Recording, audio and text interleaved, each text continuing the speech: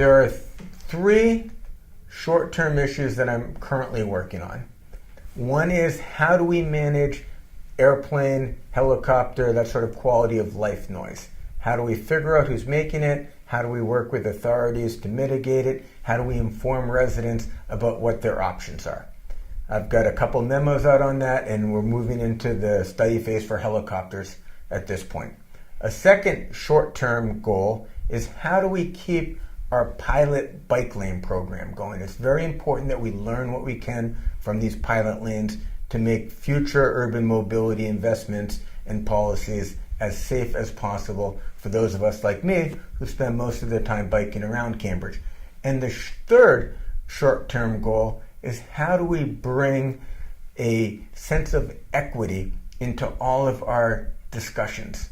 So if you go to almost any discussion in Cambridge, you will see a very striated group of people. It's disproportionately white, it's disproportionately privileged, it's disproportionately people who have some sense of, this is where I belong, rather than people who are saying to themselves, how do I belong? How do I get involved? So bringing more people into the discussion helps crowdsource the solutions, help crowdsource the analysis of the problems that we face, and that will get us to a better place. So those are the short-term ones.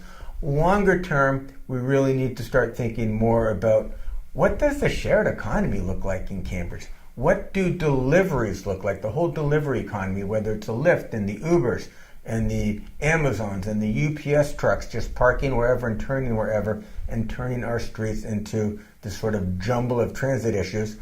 What can we do to regulate that? I'm working on that right now. I've got a memo in on the City Council saying these are things that we need to address, urban mobility. Second one is, how do we look at housing? How do we rethink the way people live together? Maybe we need to change the definition of families to allow more unrelated people to share space in a building that has enough living space for them, rather than to have picked the arbitrary number of 3.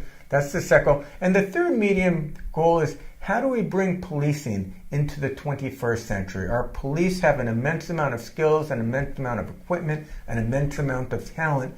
We need to make sure that we're utilizing them correctly and not using police for things that police really aren't the proper tool, which essentially means making sure that we're focusing more and more on social work and the sort of softer elements of governance, rather than thinking the police as police officers are always a police tool, and not thinking, as we should be thinking, that we need to have more social workers and street workers addressing some of the problems that we put police onto now.